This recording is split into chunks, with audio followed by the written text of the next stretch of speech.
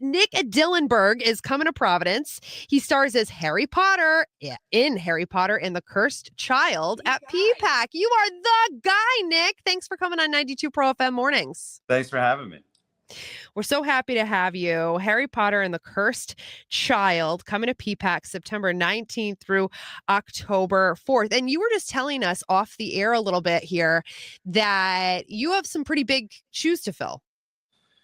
Yeah, my predecessor, he's been with the show for a long time. He understudied the original guy, Jamie Parker, on Broadway like a million years ago, 7 years ago. You know, the show started in London almost 10 years ago. So, you know, it's one of the longest running plays now on Broadway. It certainly has a lot of name recognition. And, you know, it's still wild and very cool to see all the kids showing up in their Gryffindor and Slytherin robes every night at the theater.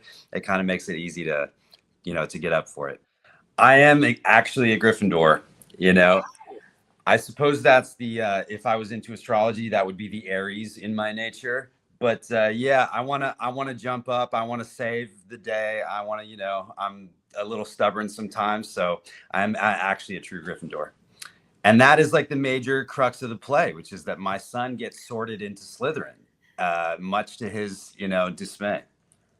This is something people might not know if they've never seen the show before. This is a brand new story. This is not following the original books. It's a brand new story.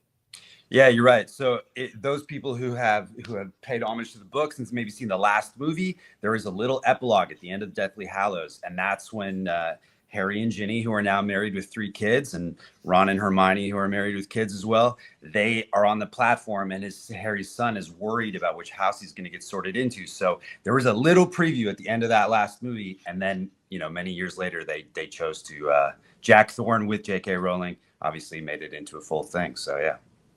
Okay, so to me, it seems like everybody has sort of a Harry Potter origin story. Nick, what's yours? When did you first get into this world? I have a younger brother who's 7 years younger than me, and I stole his book.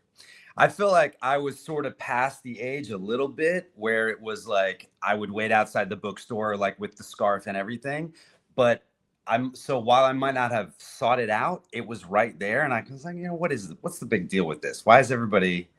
And then I was hooked, you know, and then I read them all, saw them all. We definitely have like a whole spectrum of people in the cast who've seen it, who haven't seen it, who've read it, who haven't read it. But I'm like, I guess I'm a Potterhead or whatever they say, but I'm into it. So I went to the library and got it. And every Saturday I was at the library getting the new book. I loved it. Yeah, Becca, did you read them? Did you have any experience with it? Okay, so got a thing. Nick, it's like you can see right through me on this. All right, so here's my origin story with Harry Potter. I don't have one, and I don't know why I'm so late to the game. I have a few theories as to why, but yes, I will be going to see Harry Potter and the Cursed Child at PPAC. I just don't have any. I don't have any background on it, so. One of my icks is movies that have more than like one like trilogies. I'm not a Star Wars person. I'm not a Lord of the Rings I'm not so much a commitment phobe when it comes to my relationships. I'm happily married. However, when it comes to my movies and pop culture, I have a hard time with commitment. So if there's people like me watching and listening right now who have no history on Harry Potter, will they still be able to enjoy Harry Potter and the Cursed Child? Yeah, you don't need to know any of it. You know, you kind of just have to have an open heart and be willing to be won over. I just think it's so winning, you know? It really does have something for everything. There's like tons of magic. There's spectacle. You know, we've got like it's really for me, like too, as much as there is Harry Potter like name recognition, it's really about the kids. You know, it's really about like fathers and sons and trying to figure out how to, you know, it seems so silly, but like as an actor, my job is to kind of like figure out his psychology. Harry at 39, he's been through some stuff.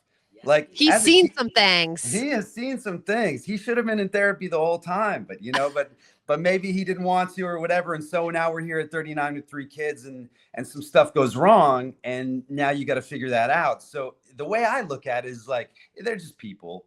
And they live in a world where magic is sort of the MO and it's the main language, but they're really just people who want things, who are trying to like heal from their past. And Harry's just trying to do right by his son. He's just like, he's got that true Gryffindor mentality. So he's all action all the time. And sometimes you need to stop and think and feel. And so he's got a lot to learn from Ginny in that regard. But yeah, I think that's what I would say to anybody, which is that like it has just a little bit of something for everyone.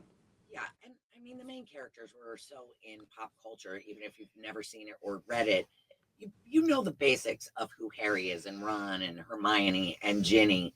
You know the basics enough. Yeah, and it just feels like you come into this thing and they're just kids going to school. He's got 3 kids and 2 of them are perfect and the other one's kind of little, he's doing it his own way, and there's just a little bristling, and it's just it's just a kid starting at school and a parent figuring it out, and then they get this whole fracas and make a bunch of mistakes, and eventually they learn to figure out how to talk to each other and how not to, like, Harry's just kind of a bull in a china shop sometimes. You see something goes wrong and he's a parent who clamps down on that when he really should be listening to who his kid really is. But we all go through that as parents. Yeah, are you both parents as well? Yes. Yeah. It's so I'm sure that we can find something relatable to elder millennial Harry having 3 kids dealing at 39 with the things he's seen. And speaking of families, I saw in the press, because I've never seen the show, believe it or not, I saw in the press that it's recommended for ages 8 and up. But obviously parents should make their own choices, because I know one of my kids could have handled it younger than that. And the other one, maybe not so much. So just a word out there, the average age is 8 and up. Yeah, I buy that. I think it's really like, it really can have something because there's like beautiful like magic, and there's choreography, and there's like there's a lot of like really cool stuff visually, but then there's the heart. There are jokes that only the adults will get, stuff that plays for everybody, so I think 8, and if you've got a really smart 6-year-old, bring them out too.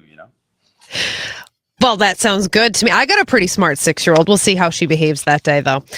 It's Harry Potter and the Cursed Child. Before we let you go, Nick, what's your favorite thing about playing Harry? I think it's just how, like, I don't know, it might be cheesy, but just how human he is. I think there's so much like I owe it to Daniel Radcliffe that everybody does, and Dan was just so. If you ever watched it, for those real nerds out there, there is a Harry Potter reunion on HBO that came out like after COVID, and they just cry through the whole thing. And I feel like maybe it's me being 42 now, but I just, this show just makes me cry, and it feels like it like touches me in this new part of my life in a really true and beautiful way. And I just hope that that we can share that heart with everybody who comes to watch. I know Becca said real quick before we let you go, but I would be remiss if I didn't bring up that you were in Orange is the New Black.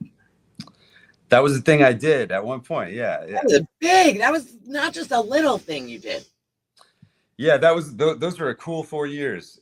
We were just talking to somebody yesterday, and I was like, oh, right. There was an entire season of television where I was in Mormon underwear when we were during this riot. Like, that was a thing I did in my life.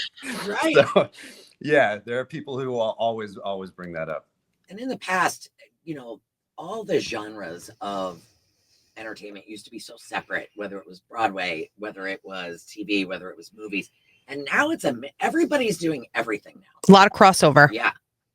Thank goodness. I mean, the way I describe it is like on camera, you're trying to do something incredible and spontaneous and original once that will be shown forever, and here we're trying to say like, well, tonight's audience, they don't know that you crushed it last night.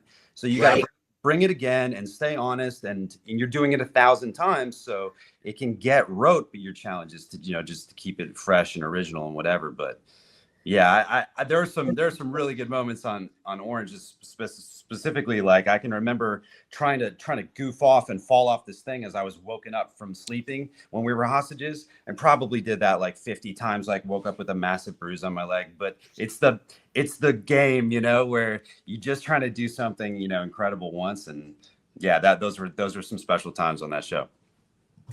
Nick Dillenburg, more special times to come with Harry Potter and the Cursed Child, coming to PPAC September 19th through October 4th. We can't wait to see ya. Hey, thanks, y'all. Tickets still available. You know it. Thanks, Nick.